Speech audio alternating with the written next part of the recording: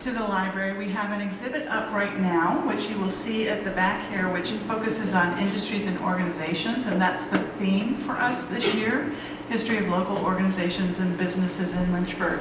And tonight we are very fortunate that we have a little bit of actually show and tell.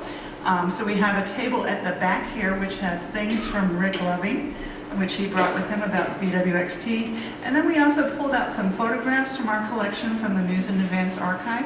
And these are also about the company. So feel free to come and take a look at the tables after tonight's lecture.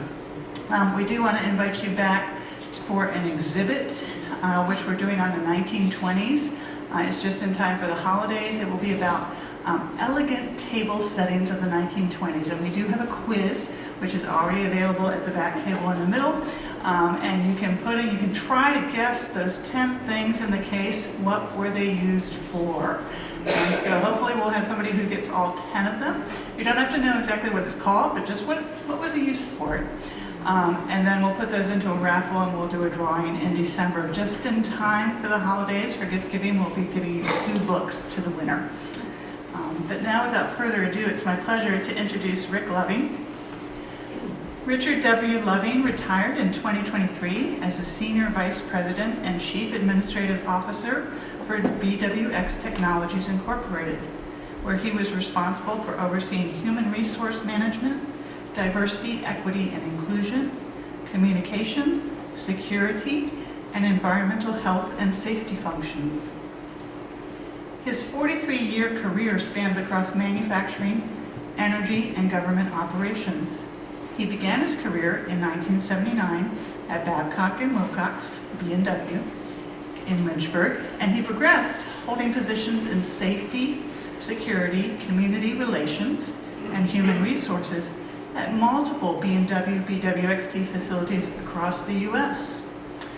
Before rejoining BWXT in 2016, Mr. Loving served as the Senior Director of International Human Resources at McDermott Incorporated, with assignments in Houston, Texas, and Dubai, United Arab Emirates. And I feel like there's a lot of stories that you could share from those times as well. Mr. Loving holds a Master of Arts in Personnel Management and a Bachelor of Arts in Political Science from Lynchburg College. And without further ado, Rick Loving, thank you.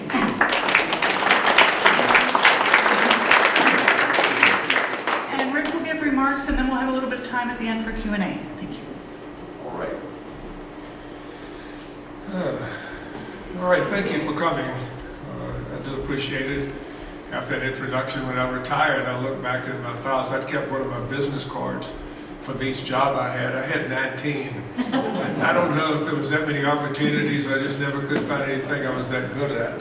So we'll spend a little time here today, but I do appreciate you taking the time to be here with us, and hopefully give you a little bit of insight into Babcock and Wilcox and what I call as many as variations. So, also, please, I'll try to speak up. I'll try to get as close to the mic as I can, but if you can't hear me in the back, just give me a wave. Nothing worse than not being able to hear. So if I step away, I'll try to yell. Probably the biggest thing, and most of you that have been around Lynchburg for a while, somebody will either say, you worked at Framatome, or it's like, who do you work for? Because I'm not sure anybody ever remembers how all of this happened. So hopefully today I'll have a chance to take a little bit of the mystery out of that for you. But basically, what you're really talking about here, the B&W is the original company. BWXT is what is that company today. And so throughout the years, there were times when it was B&W or the Babcock and Wilcox and McDermott Company or the Babcock and Wilcox Company, but also it spun off into Riva, Framatome, then Riva, back to Framatome. Today you've got a company that's called BW, Babcock and Wilcox Enterprises. So the ones along the bottom are not associated at all anymore with what is the company here in Lynchburg. The part that mostly I'll be talking about is going to be in that middle section. So if you ever wondered, it's kind of the same. So we'll kind of work your way through a little bit of that. Bill Nolly, just close your ears. Bill Nolly is an electrical engineer, went to nuclear power school. I'm going to try to break down nuclear energy in the most simplest form. I'm not an engineer. So and we're surrounded by lots of engineers. And it's not nearly as complex as it seems, but it's probably the most complex thing that ever really existed. Let me start you out in ancient Greece with Hero. Hero invents what they call the Hero engine. It's the first steam engine. It's a simple little round device, 2 little exits on it. You heat water, water turns to steam, steam spins the device. It's actually the first time that you see energy being converted into motion, that heat energy. So what happens then, while it was only used mainly to entertain kings and others, it was that beginning of how you can change and use steam. In time, what you're going to see happen is in the 17th, 18th century, the world starts to harness that steam and use it in mechanical motion. And you start driving things. And then what you're doing is, whether it's to move a railroad or to move a paddle wheel or a ship, but you're using that steam to basically push and pull a piston that makes things go round. But at the same time, it's still doing that. Then in the 1890s, you really start to understand electromagnetic energy, which is the conversion of things rotating into electricity, basically a turbine. And then in 1946, we have the harnessing of nuclear energy for the first time, which is when you really had the first, let's see if we get it right, self-sustained nuclear reaction or fission. And at that point in time, you're using the interaction of molecules together to move and release energy. And that energy creates heat. You use that heat, of course, to then make steam. So really, as I like to say, it really is all about steam. And what you're going to learn as we talk about BMW all the way through today are all about some of the most advanced nuclear reactors that are there. For the most part, you're producing heat. So it's pretty simple. Nuclear reactions create heat. Heat boils water. Water turns to steam. Under pressure, steam turns to turbine. The turbine becomes electricity. Whether that's going to be in a power plant or in a naval nuclear propulsion system, that's the basics. So how did I do, Bill? Good. You okay? We also like to say that BMW wrote the book on steam. Literally 1875, BMW produces the first of what's called steam, its generation and its use. Today that book is in its 42nd edition. I asked Robin to go by the office and pick up a copy for me. She could tell you it weighs about 30 pounds. It's 3 inches thick, but it is still the longest continuing textbook in use in engineering anywhere in the world. And so that's really how you start to talk about BMW and what it means about steam and how that steam has been used through the years to produce basically power. First thing to remember, when BMW shows up in Lynchburg, 1956, it's already 100 years old. And sometimes people don't fully think about what has happened and what leads them to this phase. Because that's kind of an important story. As you understand the story, then you see how it comes here and how it develops from here. So it all starts 1856, Stephen Wilcox produces what's called, the patents the first tube boiler. If you think about the steam boilers before that, think about similar to what we saw earlier, a train engine, basically big round pressurized containers that are exiting steam, and they're dangerous because you built a giant pressure cooker. So if anything goes wrong, it's catastrophic. So Stephen Wilcox develops basically a system of tubes so that that water and steam is progressing through smaller tubes and you're getting the heat that way. So if something happens, a tube splits, it's a first really inherently safe produced boiler, which is a big change in the industry at that point in time.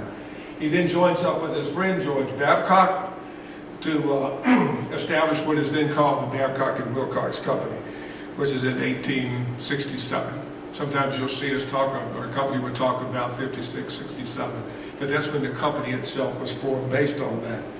By 1881, the first electrical station in the U.S. is opened in Philadelphia and is powered by BMW boilers.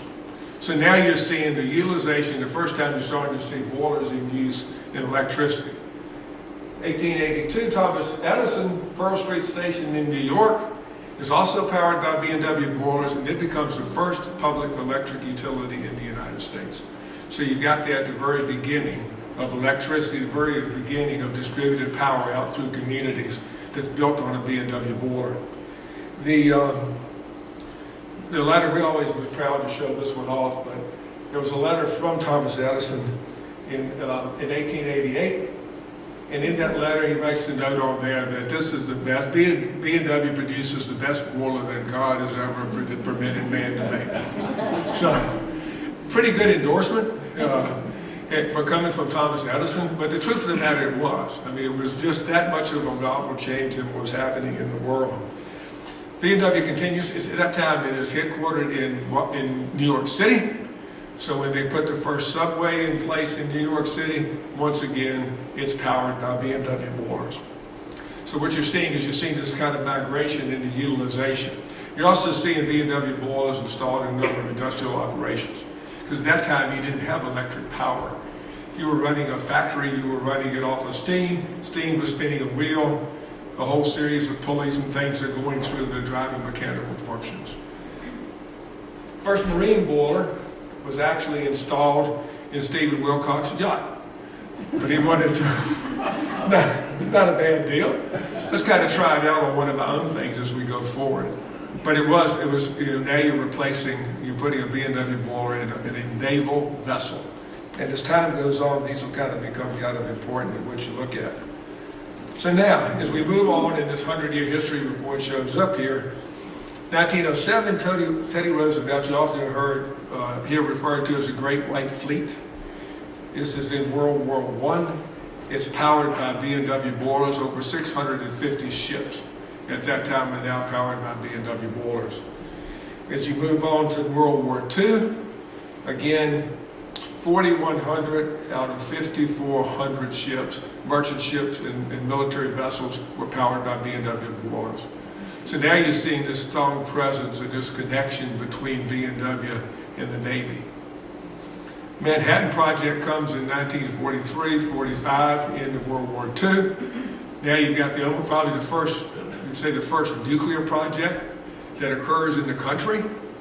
And who's back there again? B&W is involved in working with and providing components to that program. So now you're drawing a connection into nuclear, the early stages of nuclear, while this was directed toward building the atomic bomb. But once again, a company that's been involved in defense is drawn into and there to support the construction of various types of materials.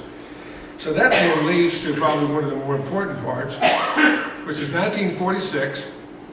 Captain Rickover, at that time, really decides, let me put it to you this way. The concept of using nuclear fission for power had been around since around the 1930s, as they were starting to look at ways, it was more of the blackboard at that time.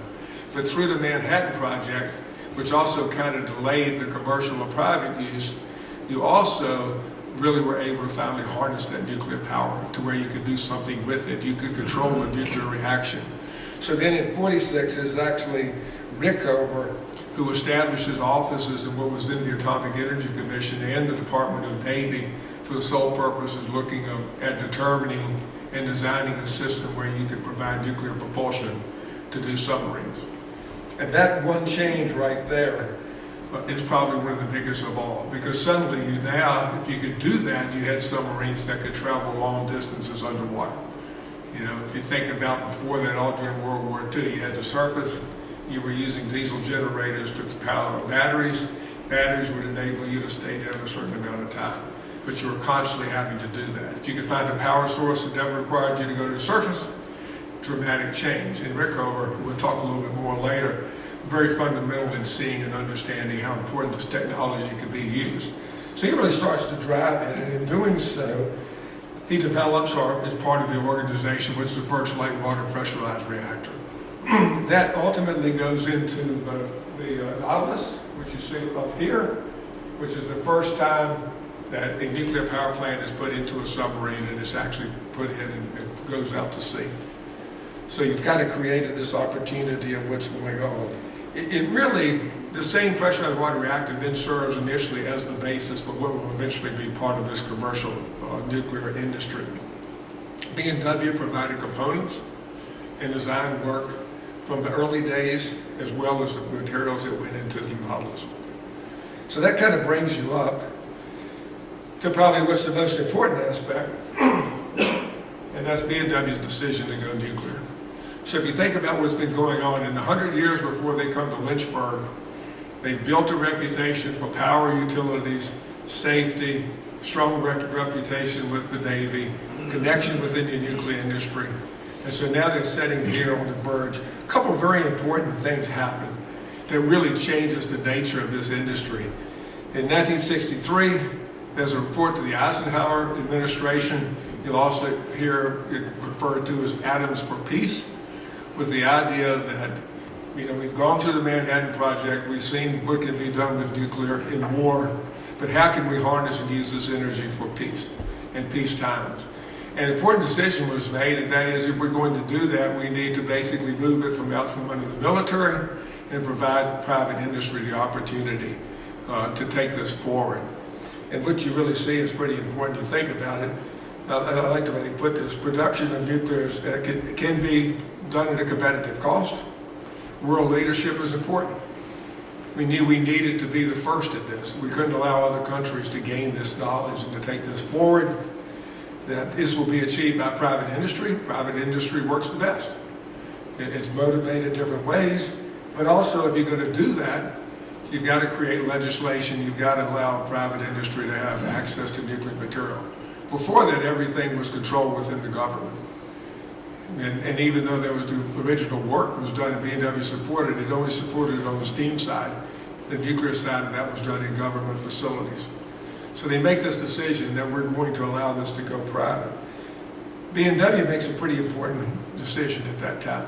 And that is, if they're going to stay in business, they could see what it eventually was going to change within, the way commercial activities were done, steam boilers, that they needed to be a big player. And that's a pretty important decision, because if you think at the time, the two biggest players were Westinghouse and General Electric. Westinghouse managing the Nevada's Atomic Power Lab for the government, which was doing this research, control of material, in Capitol or Knowles, which was GE Atomic Power Lab, Schenectady, New York. So they were going to take their knowledge and experience and basically go forward against probably two of the biggest energy companies at the time. And so they did that by establishing the Atomic Energy Division to consolidate the work that they'd been doing, which again has been building components, testing materials, analyzing performance of laboratories across the nation in close concert with the government, but also creating conceptual designs for reactors. So while they were very much there, so they decided that when this first license for a private nuclear site was going to be issued to a commercial entity, that they were going to be the one to do it. And that's when they set forth to find a suitable site that they could build this business. So we know at this time, this is probably the part that we come out of Lynchburg. B&W put together a committee that was led by the gentleman Cecil Cecil Gay and 5 others. And they put together a list. It's kind of interesting of what they needed for a site. And some of it makes sense. You needed a solid foundation, firm soil, rare earthquakes, temperate climate, minimal tornado, hurricane risk, few excessive rainfalls, basically a safe place to build a nuclear facility, that you wouldn't miss these things. Had to have good access to roads, railway, distance from the community, easy to secure, safe place. Your businesses need to be competitive labor costs, normal availability of skilled labor, resident communities, supportive government, fair taxes, reasonable wage scales, cooperative universities, also efficient and honest municipal government. They're always worried about corruption. Average public education system, medical, fire safety, good sanitation, parks, friendly atmosphere. So with this list together, they basically went out to start looking for a site. They visited and inspected over 30 sites in 14 states. And there was it's interesting because through the years there have been lots of rumors about how B&W ended here. Everybody from somebody's friend to the board to If you look at one of the maps, all the B&W facilities were within X distance from the East Coast. But actually, they just went out looking for, you know, this kind of land with a very detailed approach in what they were looking for. It's funny, the one site that came close was Asheville, North Carolina, which is interesting because I almost look back at it today and say, I get that. The community location came in very, very high, but they couldn't find a suitable site that met those things I talked about earlier. Though, as you see recently, probably wasn't the best place if you had extreme rainfall. So it's kind of one of those unusual things. So anyway, in doing so, they come across a plot of land, basically that's available here in Central Virginia. And with that, at that time, there was another John Landis was also working on that, gets a phone call and says, I need you to come to Lynchburg, Virginia and take a look at a piece of property. So they get on a plane to come down here. It's funny, they had a rough sketch of what this land looked like. As they fly into Lynchburg, you come right over it at that time. They were actually commenting about being able to look down. It's so easily defined by the river. The land where B&W is located sits in this nice little bend in the river. It's nicely protected by the river. There's a railroad that runs right around the edge of that property. It's a nice flat land, high enough from the river, far enough away. You've probably driven by it 100 times. Have you ever been on 460? You've never seen it? You know, sometimes at night, if you go by the bypass, you can see the lights. But at that point in time, it met that kind of secluded place. And it was plenty of land. There were some issues that they run into, however, and that had to do with the accessibility of the highway, the fact that you had to cross a railroad twice. But early on, they really were able to see the importance of this piece of land. It's what's called Mount Athos. You know, those that are familiar in this area, the Mount Athos is a plantation that was there, you know, from the 1700s. The land was settled. Colonel from the Revolutionary War comes out, builds a home on the top of the mountain that's up above that, names it Mount Athos after the Greek site, and his family lives there for a number of years. It eventually burns down. If you've got any hikers, you can get up in there. The ruins of that plantation, the brick walls and parts of it are still there today. But they end up with that piece of property, you know, ultimately that piece of property meets it. So they get to Lynchburg. So now you've got the question of, I've got a nice place to build a plant, but what about those requirements that talked about the city? Because what I couldn't be so remote, so I needed to be somewhere else. So they come into Lynchburg, meet with the officials, start talking about what it would take to do there. And if you take a minute and take a ride, and if you start thinking about what did Lynchburg look like in 1955? So you leave downtown, you've had lunch at the Virginian Hotel, you head up Rivermont Avenue. First thing you see, the original Jones Memorial Library. Right on your right-hand side, as you continue up on your left, you're going to see Rivermont Avenue Baptist Church, one of a number of really impressive churches and buildings that are along Rivermont Avenue. You see the houses along that neighborhood, you know, stately homes, nice homes, a good mix. You go further off. You go back Arlen Road School, brand new elementary school, quite impressive at the time. Go by Randolph-Macon Women's College. There's one of your many educational college institutions right here in town. Virginia Baptist Hospital. Around the corner in Langland, you've got Oakwood Country Club. You go down Peakland Place. Now you're running out of the city. Take a turn down Langland Road. Under construction, Lynchburg General Hospital will be completed later that next year. You go by EC Glass High School, just been built.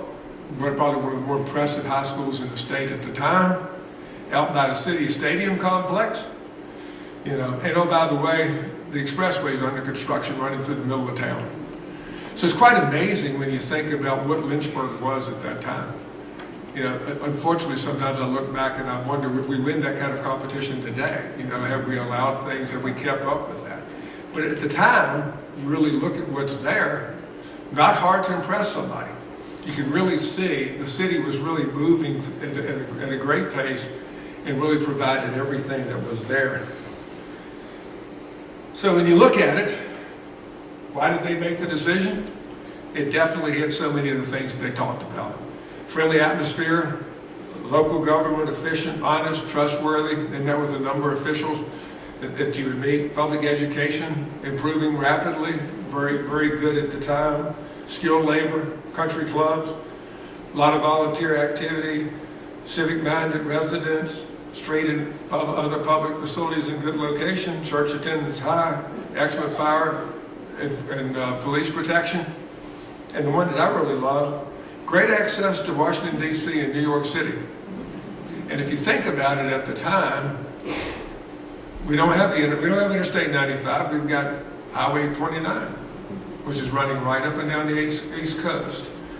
You've got railroads coming through town, you're a main line on the Southern Railway. So you could catch a train out of New York City, which is where BMW is headquartered. You can be in Lynchburg, you can do a day's work, you can be on the train, you can have dinner. And this is when train cars were nice. And you can work a little bit, you can be back. And we had air service to both Washington, D.C. and New York City. A much higher level of air service than you see there today. And so really, when you looked at all of these things, you really start to see how easy it was and why Lynchburg is going to be the one that's chosen. So 1955 begins a new era. If you think about the history of Lynchburg, you started out in its early days what I call the tobacco era. Lynchburg is there, you've got the ferry running across the James River. It's the farthest point of the James River that you can get even flat-bottom bateaus and things. Everything west of here is funneling into Lynchburg. It's a major marketplace, a lot of rural activity out further. You're going to expand that with the James River Canal. And so it's already a strong commercial center in its early days, but built on rural, built on tobacco, built on its transportation system of the day, which is basically the river. You move into the next era of Lynchburg, which is the early industrial age. And that's where you see the factories today. Most of our apartments are torn down, but all around town. You got Craddock Shoe Corporation, you've got a hosiery mill, you've got a cotton mill, you've got two foundries, you've got a number of factories that are here working at the time. So, but that is starting to wind down, because you're starting to see, a different type. It was kind of a time in Lynchburg where you had a very wealthy class, and you also had a hard working class. Wages were low, you actually had child labor and other things that were going on in those factories, but it's starting to change. So then 1955, you create the beginning of what's kind of a technology service era of Lynchburg. There were several things that happened beyond just BMW. GE announces a plant here at the same year. So you've got two major corporations that are building really technical facilities. GE was mobile radios with BMW, of course, what we've been talking about. But also, that's the year First Colony is founded. So you think about earlier, if you were here for the presentation on James A. Scott, 100-year history, insurance companies were small. They were boutique type things. They serviced a small area. If you had a dozen people, you were big. Now you're talking about nationwide type of insurance and company service, people working in desks. And you really start to create a complete different type of workforce, a different type of community as it starts to progress, into that era. So, the work begins. March 5th, 1955, BMW exercised its option. It buys that property, 502 acres there at Mount Athos, and the work begins. Initially, they have offices on Kipper Street. That's what was known as the old bus terminal.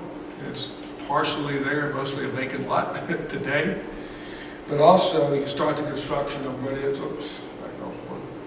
of these first. This is kind of what you see. This is the first two bays of what's going to continue to grow. John Conarino, many of you may know John or remember John. John was the construction superintendent for this project. There's John here. He comes to Lynchburg to start the building. They built two different types of facilities here. One is a manufacturing facility, the other is a criticality lab. And what is it? The criticality lab is actually the first, so I get this right, largest commercial test reactor on the East Coast. You actually had an operating reactor here, what they call a pool reactor. Other reactors, the folks here that actually worked on that. but you were able to you were doing tests. You were really thinking about it. At this time, BMW, when they opened this facility, is really at the forefront of this. There wasn't anywhere that you went and picked up the book on nuclear energy or nuclear criticality, or how these elements were reacting as you were testing things, as you were building things. And so those experiments and things were occurring right here. They were actually doing test and certification for other laboratories that were being built around the country as part of the national labs. So it really is the beginning. You start training a workforce, and it really begins. So, May 14, 1956, the plant opens, which is the beginning of that. First plant manager, Nick Jessen. Those that have been around a while may be here remember Nick well. Nick was a workhorse. His brother George comes down to run as the operations manager. There's a decision within BMW. He had the atomic energy division, but that was a lot of scientists and a lot of folks doing research. When it comes to building hardware, we need some good old guys from the boiler division that really know how to build things. And so you kind of have this beginning. You can see the plant opening, the additional activities that go on. That coin in the middle, most folks today would call it kind of a challenge coin. If you show up at a yard sale or something, you may find these around town. It was actually put out as part of that opening. I have one here, but you would definitely see these around from time to time. That was to commemorate what was going on. So, let me talk a little bit about 1956. Tell you another little different story. Early that year, a young Lynchburg native, recent graduate of Phillips Business College, working in Witten's funeral home, member of the Lynchburg life-saving crew, responds to a first aid call at the home of a BMW executive. That executive's daughter had stuck their hand through a storm glass door. Any of us that grew up in that era remember storm glass doors, single pane glass. If you ran into them, it never was pretty. But while he was there managing this young girl, the father asked him a few questions. And he said, you know what, we're building this manufacturing facility here in town, and we need a few good men like you. They probably meant men at the time. There weren't as many women working there, but that's kind of what they were looking for. Tells you a little bit about it. So we need someone who can work in security, be part of the fire brigade, knows first aid, be part of their clinic. So if you're interested, go by our office in Kemper Street and put in an application, which he did. At that time, neither BMW or that young man really knew what the future would bring, but they were filled with hope, dreams, and excitement about things to come. And by that way, that young man was the father of a new baby boy. And that man is my dad. So just before the plant opens, he starts working security. As the business grew, his career grew. He moved through procurement, production control, continued his education, retired 37 years later as a contract administrator. And there's some of the folks here today worked with him when he was there. It was his first real job, and BMW really allowed him to successfully provide for his family here in Lynchburg. And I think not only did it do that, but it supported my education at Lynchburg College, and it supported the ability of me to start my own career. I never thought I would work at BMW. When I grew up, it was a classified thing. People didn't talk about it. If we were able to go down there, sometimes we'd have a car in the shop with something you could get as far as the gate, and that's it. You saw a building. They just didn't talk about what was there. To me, it was physics and engineering and all that technical stuff. I was a political science graduate, working in Lynchburg Police Department, planning to go to law school. And lo and behold, one day, 1979, I was told by another BMW executive that I was just what they needed to work on a training program. And as their security force was moving to a more police-type arrangement. So anyway, history repeats itself. We both actually started in the security organization, moved up the ladder as opportunities presented themselves. And I tell that story because it's not unique. If you talk to people around Lynchburg, and even today, we have multi-generations that worked in the company. It's been one of those, just a good place to work. We've got folks there now that are now third generation. And it provided a good place to be. It starts to provide secure jobs here in the town.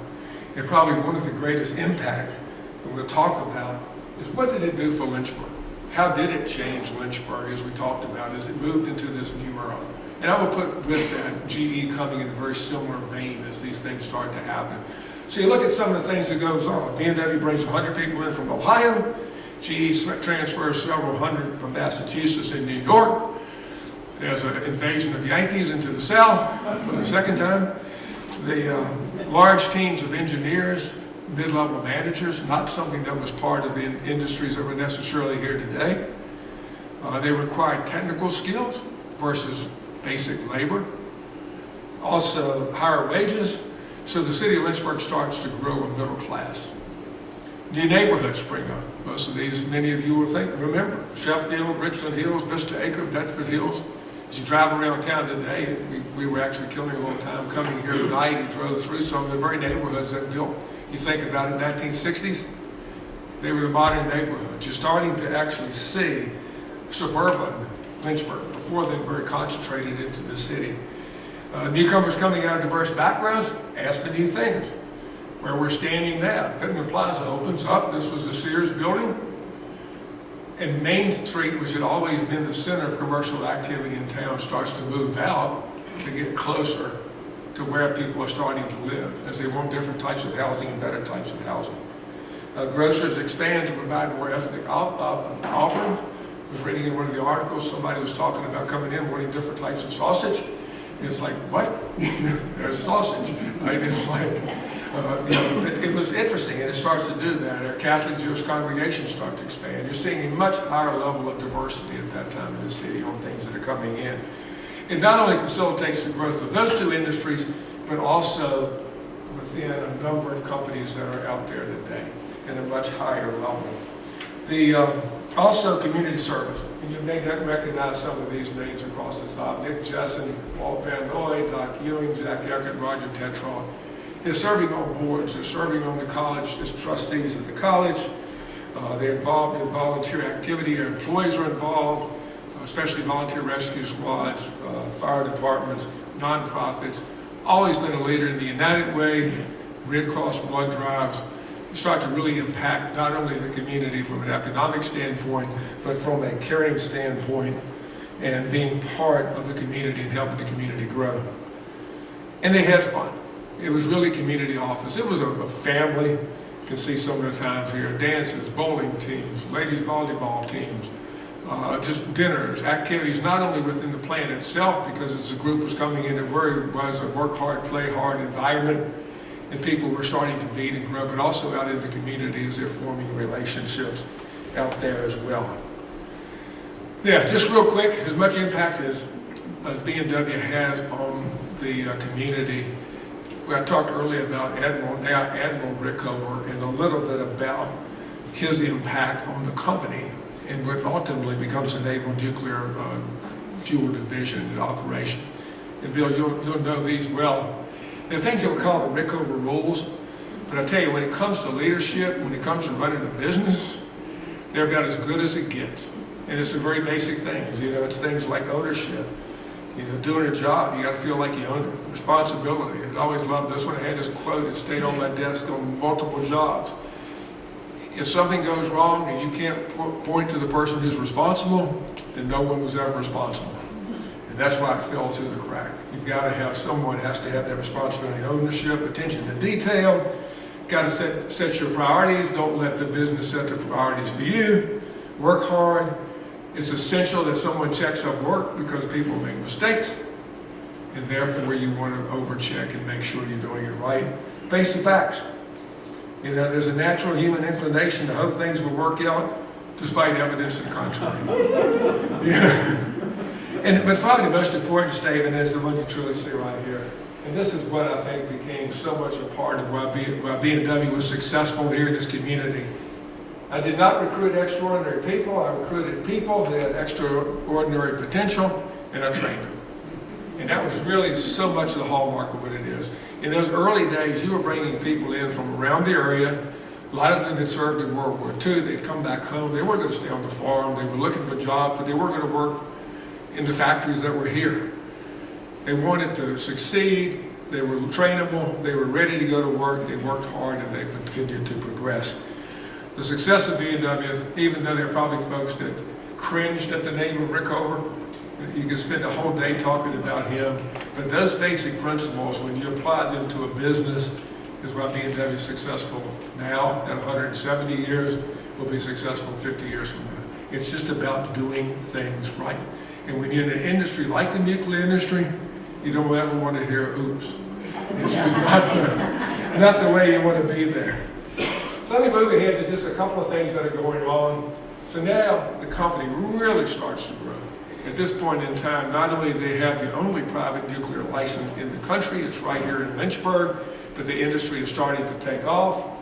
They manufacture components for the first peacetime nuclear power plant in Shippingport, Pennsylvania. Originally was a reactor that was being worked as a prototype for aircraft carriers.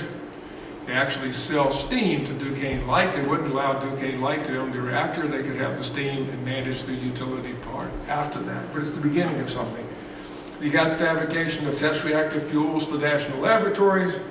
They designed and built the Thurnish reactor now for Indian Point, which is the first commercial nuclear power plant in the country. They have continued the reactor work for the national laboratories. You have the Savannah, the first and only, well, I won't say only U.S. nuclear powered merchant ship, built right here in Lynchburg, crew trained at Lynchburg College. Very much now you're starting to see opportunities. Again, you're kind of pushing the Atoms for Peace program. And also actually about 1966 are starting to do more design work now, what's going to be aircraft carrier reactors as well. So really what you see here, and you can just watch it, the plant, the first 2 bays is where we started, and I think there was under continuous construction. Those have been in there a while for the next 50 years. It never stops building. It's just one bay after the other. And bay 1 and 2, when I left, you had bay 17, plus T1, T2, you know, in every direction, but it grows, and the nuclear navy grows as well. So, a couple things happen. Let me see here. Hang on.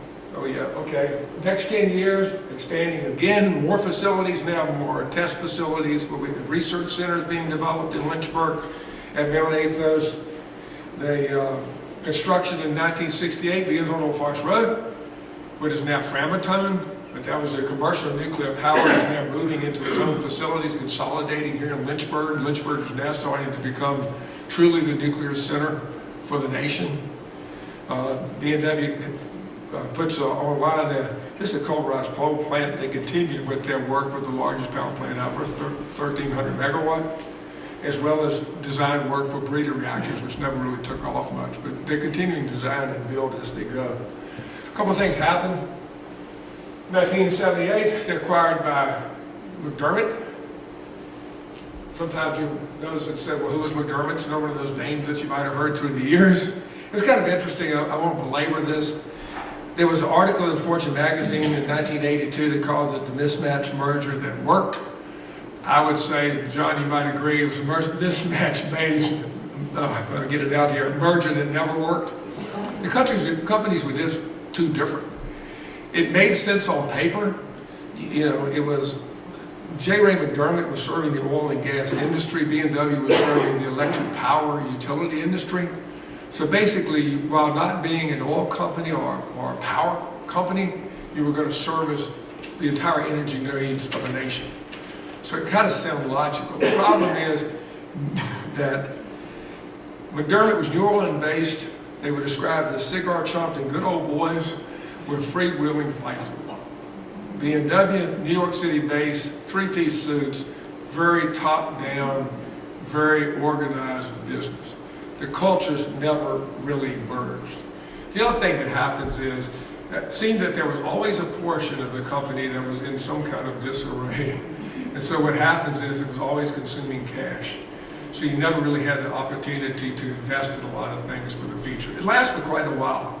But during that era, some things. The next thing happens in 1979, 3 Mile Island. So, partial core meltdown. I would have to say it was a combination of issues. Some design, some operator error. if you actually look at the history of that, if the operators would have just left and gotten a cup of coffee, it would have shut itself down. It was designed to do that. But unfortunately, people were thinking differently and trying to do things that made that worse. Good news is that while there were no health effects, adverse health effects and radiation releases beyond what was normal, it killed the nuclear industry. 51 reactors are canceled right then. And it was just a nature. I think at the time, nuclear was too new. I was having dinner one night with the head of the Nuclear Regulatory Commission. We were talking about this issue of public perception. And he put it, I think, pretty well. He said if Thomas Edison would have invented the electric chair before the light bulb, we'd have probably been using candles. It was hard. Coming out of the war, coming out of the nuclear bomb, it was always hard to get that away from people's mind. So the minute you had something that looked like an issue, the world just reacted. And so that, I have Don Roy's picture here. I think many of you know Don Roy. He is truly the master of these things. Don was instrumental in that investigation, and even after that, anything that's happened, he is the guy. That was who you call. Talk about who you're going to call Ghostbusters. Who you're going to call when it goes wrong was Don Roy. Amazing man. The ability to see and understand and think about things on the blackboard, as I call it, about what was happening inside a reactor, what was going on, and truly instrumental in that. And those that know Don, and I think here in town, many of you do and know him well. But I have to give him a definite shout out. So what happens? Business has to change. So the commercial operations at that time in Lynchburg, Old Forest Road, if you can't do design and do build work, you go to service. So at that time they started focusing on servicing and keeping the current power reactors that are there, working better, becoming more efficient, acting longer. They started forming partnerships because there was a continuation of nuclear construction across the world, just not in the U.S. So they started actually building in 1987. They started building a service center on Old Forest Road, expanding there. And then in '89 is when they first teamed with Framatome, 50-50 partnership. And then later, '91, they increase it. And then ultimately today, what you see is Framatome's the sole owner of that facility and basically commercial nuclear power in the United States as it exists today. On the government side, you had to expand. I mean, as a company, you've got to find ways to grow. The nuclear business for the Navy is pretty steady. It's great work to have, but you can't go sell reactors to other countries. So it's kind of had that. So the business looked at new ways to find things. And the decommission, which is actually our own facility, we're the first company to decommission a contaminated type of test facility, which gave us experience that no one else had. We started design on thermal nuclear propulsion for space systems, and we were selected at that time to operate what was called a specific manufacturing facility at Idaho National Lab. And it's the first time that BMW starts to use its experience to now go work at government labs.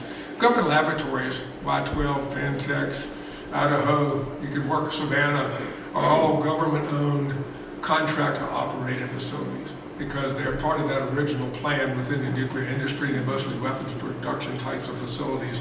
Government owns the site. They hire companies to manage that. So BMW takes its experience, its discipline from the Rickover rules, and starts to apply that across other places in the country, which allows them to expand their footprint. It just continues, continues to go as we continue with a number of activities. Icy moon, space, again, small plutonium reactor, allows it to travel years, far reaches of space. The one advantage out of the McDermott size, we operate Strategic Petroleum Reserve. You wouldn't have done that without oil and gas experience, but it's a government-operated site and did. And he kind of continued with this running more of these government facilities, really started using expertise, as well as beginning to design the Virginia-class submarines. So, this is another change. Now I'll keep moving along here. 1997, McDermott International spins off BMW from BMW, or BWXT from BMW. This is the first time you'll see the name BWXT used. 2000, BMW files for bankruptcy under Chapter 11. It had to do with asbestos legislation. Most all of the companies at that time, asbestos was specified both to government and contractors as an insulating material. And he fell into this cycle of every commercial you still see today relative to that. And so to protect the company, it went into that. Ultimately, there was a thing called the FAIR Act that reached an overall government settlement on how those would be handled. So now you have BMW. Under the BMW world, they continue. Y12, I could give you Los Alamos. It just continued to grow. And the things that you're seeing across these government sites. Once the bankruptcy gets settled, BMW, BWXT get brought back together again. This is why I say it's so confusing. Under what's called the Babcock and Wilcox Company. Then they start buying. Now you've got a little more of your cash again.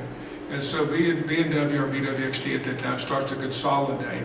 And the two facilities, one Nuclear Fuel Services in Irwin, Tennessee, provides basically this feedstock, the nuclear materials that go into the Naval Propulsion Program. And this Marine Mechanical provides a lot of the non-nuclear or non-steam mechanical components that build out a reactor. So now they've consolidated. You're the sole source provider of naval nuclear propulsion systems in the country, and you pretty much have the whole system, from fuel, steam size, nuclear size, and the mechanical parts, which is actually an advantage to the government because as the market was able to consolidate, you were able to reduce the overall cost of those things. They also began production of their first small modular reactor, which is basically a factory-built reactor for commercial use. You'll hear more about that later. It takes a while to get going. Basically, think of cylinders in a car. Instead of building these giant reactors that you see all over the country that cost billions and billions of dollars, let's build small ones. If you need more power, you put a 6-cylinder in or 8. You can just stack them up. They're below ground. You don't need a huge containment building. They're ultimately safe, automatic shutdown, can't melt down. The idea is what's the next generation of reactor that we could use for commercial power. Okay, a couple more to continue their nuclear operations. Again, Don Roy's call to Fukushima, Japan, because there's another issue with the reactor, and he's there to help again. So, this brings us up to really 2015 and what is the BMW or BWXT today. So at this time, the Babcock and Wilcox Company spins off the commercial side of its business, the power side, a lot of that is again, fossil fuel side, into what is known now as BMW Enterprises. And then it takes the Babcock and Wilcox Company, the 150-odd-year company, and it stays under the name of BWX Technologies. And that's why when we talk about a history, that is the history that still resides here in Lynchburg. That is the part of the business. And so they, you see the picture here, December 2015, excuse me, it's a separate public traded entity. The team rings the bell with the New York Stock Exchange. You probably recognize a few folks there as well, John Fees, Rex Jeviden, who's currently the current CEO, and others here from Lynchburg. So that kind of takes us to really where we are today and kind of the BWXT story. I'm going to hit just a couple of things real quick. When I used to work there, I spoke a lot to colleges, technical schools, talked about working at BMW. And I used to say, really, I couldn't find a more exciting place to go to work. Because think about it, you wake up every day, we are ensuring world peace, providing for clean energy, protecting the environment, curing cancer, and going to Mars. There's not much that you can say. But that legacy of that company and what's been built through those years is now involved in every bit of that. So you look at just a quick overview. John will appreciate this. I got this out of the investor briefing. I know it's not classified, and I know it's not insider information, so it keeps me out of jail. But this is, you can actually go online and get this. But when you think about it, 7,800 employees today, $2.6 billion worth of revenue last year, with a $4 billion backlog. So they're really solving, when you say this, there's mission statements, employing nuclear technology to solve some of the world's most important problems. And that is truly what this company is doing today, here in Lynchburg, and across the country. Just a couple of things. Don't worry about this big slide. There's only one portion part of all that. This is the Navy build schedule. It goes out to that 2054. So it's a very good possibility that BMW will celebrate its 200th birthday here in Lynchburg. That's what you look at. Well, contracting is done over a couple of years at a time. As long as there's a Navy, pretty good chance that your submarines and aircraft carriers are going to continue to be nuclear. And that's what they plan to build already. So you really stretch out. Very few companies look at that. Their main product lines today, Virginia-class submarine, Columbia-class submarine, and aircraft carriers, is where it stands today. That's their securing world peace. Special materials, one of the few companies in the country that has the ability to handle high enriched uranium, what they call high assay, low enriched, and low enriched. Basically, if it's uranium, they can handle it, they can produce those materials, and as you look at nuclear power in the future, it's using a variety of those types of materials that are there, also continuing to work on safer and safer products within that industry. Micro-reactors, you've had great big reactors, you've had Navy reactors, you've had small modular reactors. Now let's talk about reactors that will fit in a sea-land container. And they've got contracts today with the military to actually produce a power plant that can be loaded in and flown in on a C-130 as 2 sea-land containers and provide power for a base, for it operating, but also places that are remote, that you don't want to depend on power from like an island in the Philippines. Think about what you're doing. These reactors are that small. Space reactors, we talked earlier about now thermonuclear propulsion is reality. They've got contracts to produce. You can cut the trip to Mars, down by 2/3. Time is everything when you start talking about long space travel. Similar, you're producing heat to move a gas, but again, building that. And then there's commercial operations. There's already here talk of Amazon. These data centers consume huge amounts of energy. So if you could build a reactor the size of a 55-gallon drum, you could literally have distributed power in facilities and areas. And so at the moment, they've actually got contracts. The true nuclear renaissance may very well be in micro-reactors, small modular, not the big things you ever saw before. It's kind of like what happened in the computer industry. Make it half the size, twice as powerful. Think about how did we get to this computer on our arm? We started out with giant things, and each generation just made it smaller and more powerful. That's what you're seeing. And a lot of this couldn't happen before because technology didn't exist. But 3D printing, additive manufacturing, things like that is enabling you to do things you couldn't do. As you've looked at this history, one of the things you see, it wasn't a big, as I said, it's a history of 150 years of making steam. But as new advancements in technology came along, they were put to use to make that development of energy better. And that's what you're continuing to see today. Technical services, they continue to operate. You see all the states that they're operating in, managing these sites for the U.S. government. Great business, doing a great job, very successful in doing that. Commercial nuclear power, not in the U.S., but one of the most predominant players for nuclear power in Canada.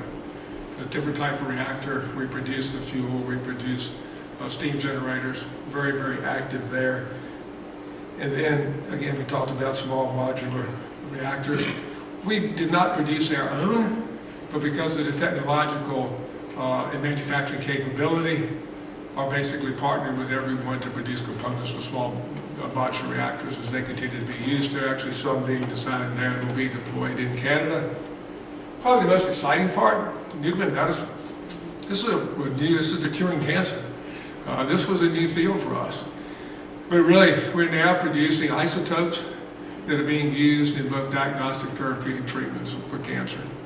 And this is really about producing a nuclear material that has a very short half-life, where you can inject it in the body, literally within days, hours. You don't think about that being done. And the way I like to describe it, it's the science, the medical science has to do with the various proteins and things that tells us where to go. But as I say, it basically goes into the body, snuggles up next to a cancer cell, releases its energy, kills that cell at a cellular level, and then dissipates and is out through the body. And you think about it, I said someday we may look back at early radiation treatment like bloodletting. The fact is you had to almost kill a patient to do that. Now you're getting that. I didn't even know these elements existed in the very first part of this, I went out and printed a new copy of the periodic chart of elements. It's like, where did these things come from? But they're there. There's a lot more there than there were when I was in chemistry class. But it is an amazing, amazing thing. I've actually had a heart scan with one of these therapeutics. I can see every little bit of blockage. You know, luckily, the doctor said you're about where you should be as a 69-year-old. You know, don't worry about it, but it's amazing. I mean, it highlighted just as bright as could be. Here's your little pieces, little things. And but that, to me, is probably one thing that truly, truly excites you. So, into the future. I'm at 5 minutes over. Probably the most exciting thing, Jim Bridenstine, who was the administrator of NASA, was here visiting our plant in 2020 before I retired. And he made this statement: when we plant that American flag on Mars, it's very likely that the mission is going to go through Lynchburg, Virginia, because of BWXT. So, I got the T-shirt. That's a picture off the back of the T-shirt. Probably not a prouder moment than you would see than just that. But I think it says a lot for Lynchburg. It says a lot for where this community stands within this industry. And I appreciate your time and patience. Thanks to a number of resources and things that I was able to pull upon for this presentation. So, with that, any quick questions? I don't want to hold you up, but this is probably interesting. What's the next time probably? nothing. Yeah. Best question ever. It's kind of like when Prince became a symbol. You know, he became the company. It's kind of a way of designating that the former used to be BW. You know, it could be BW Technology, but it's kind of former B&W and that technology, but it is no word X that goes with it. Great question. Yes, ma'am. I have a question. I have been told that people who worked on the Manhattan Project out in Los Alamos, they were some of the early employees of the company. Yes. Is that true? Yes. How would one go about finding out who they were? Yeah, that would be a tough. Yeah, I'm finding it. Yeah. I'm very interested in the impact those individuals had on the community. I've been able to identify one person who was involved with the establishment of the symphony. Right. And with the Fine Arts Center and various other things. Very much the Fine Arts Center in particular was one of the things that gets built soon after the assembly. So the answer is true. I mean, think about it, as I said earlier, the Manhattan Project, that was the main focus of nuclear at that time. I mean, it really pushed it. That was when the first critical reaction occurs. My firm, we had the lab there at the University of Chicago. And so as that program ended, of course, it continued to grow and grow. But people started to spin off of that and go into Westinghouse, GE, nuclear, B&W. So it definitely, what you've heard is true. I can't tell you who. Is there an archive of the company? Maybe, I tell you, I've got a copy of a book here that's called Pioneers in the Nuclear Industry, which I'm welcome to let you borrow. Probably the best read out there. There's a copy of the library here. Jones Memorial has it. Doc Jones went around before so many people passed away and really talked about those early days and people, and it talks about where a lot of people came from. It kind of goes through probably 50 employees. I think, John, you've seen it, that worked here, where they came from, how they done. Probably the easiest thing is ask folks that were here. They can probably put you on a path. Finding it hard. I've Yeah, been searching obituaries. Absolutely. Yes. Yes, sir. Who's doing the work with PMI getting up and going again? 3 Mile Island? Yeah. Probably Framingham, I guess. I'm going to be just because of the fact it's here in the U.S. and they're pretty much I didn't really work with it for the second year or whatever. Yes, sir. Westinghouse and GE competitors, and are they big as No. BWXT? No, they're not. They went on into the power industry business. As a matter of fact, they don't neither runs the 2 naval reactor labs anymore. That's run by, it was first Bechtel. So they run, I'd say they're outlet for the most part. What happened over time is B&W just consolidated. Early on, there were 3 or 4 other vendors supplying different parts, and it just shrunk down to one. And it actually was very good timing for B&W because it was good for the government, it was just too expensive. Too expensive. You could never build this facility today. You know, nobody would do it if you weren't already here and working and doing it. Yes, sir. Did BWXT have anything to do with Chernobyl in any Just help or anything at all? Not really, again. And they were, because that expertise was not adhered in some people, when that happened, there was called the BWXT to provide expertise on what we try to figure out what was happening. That's a whole different animal. It's a graphite reactor. I think you can tell very important to them, you know, but when it comes to where was the knowledge in the U.S. that and some of the couple of nuclear laboratories are trying to sort out what we thought they're trying to sort out from a distance where you think the impact is and what it will be. And so, yeah, that was just like Fukushima, BWX was calling in to provide advice. Yes, sir. With the modular reactors and climate change, is there a possibility that you can take a modular reactor as a heat source, put it in an existing power plant, replace all the fossil fuel infancy, and just convert the existing power plant to nuclear? What you're saying is not necessarily, it's fossil power plants, coal plants. Because the site's there and the electric infrastructure. Is it all there, but you just change the heat source from fossil fuel to a modular? Yeah, it's a whole different, whole different animal. You're still going to turn it. You can't convert it the same way, but the site location, because it's already a utility power plant, is one of the discussions. I mean, you just basically you turn on what you got, or you can run it up until then, and then you can plug back into the grid. So you're not having to go to a whole different location. But that has been one of the things in particular. What is the outlook for the regulatory environment? Slow. That's why Canada's moving faster than the U.S. But they have approved, oh gosh, we're not, like I said, we're just building components. U-scale, I think, has got, they will start going more. And there's been discussion, like on the Idaho National Lab site, again, because it could be partially used as we continue to develop and learn to plug into the grid. Biggest thing like that has been, even with that, the regulatory slowed it down, which makes it, until we have something that really changes the fossil side, as long as you can burn with a bunch of gas or whatever, it's hard to get the economics to start to work. So you really are depending on the move from a more environmental nature on that. But it's coming, price will come down as once you get one online, I think it'll help. And then the modular kind of jumps that. Not modular, small, micro kind of potentially jumps that. Last question. Yes, sir. Is BWXT involved in making these new nuclear fuels that are ceramic and can't melt? Triso fuel, yes. Is that done here? Yeah. I remember, we probably still are. We're the only person that can produce it. A lot of people talk about it. We're the only person that's produced what's called triso fuel. So 3-layer safe fuel can't melt. And that's what you see. Everything is going to be inherently safe. Like I said, no matter what you do, you can't screw it up. And I think that's just because it was never legislated really before, but the world just demanded super safe. So, but yeah. Are military SMRs in the field? No. But military is looking at micro. They want the real small, both for space applications and mainly just for the ability for mobility. I don't know if you'd ever put one in a war zone, but there's a lot of things like radar stations that you'd like to have in some very remote areas. It'd be a heck of a lot easier to be able to literally fly. And you can be, according to the requirement on every reactor, roughly is you have to be able to set up and operate in something like 3 days and take down in 48 hours.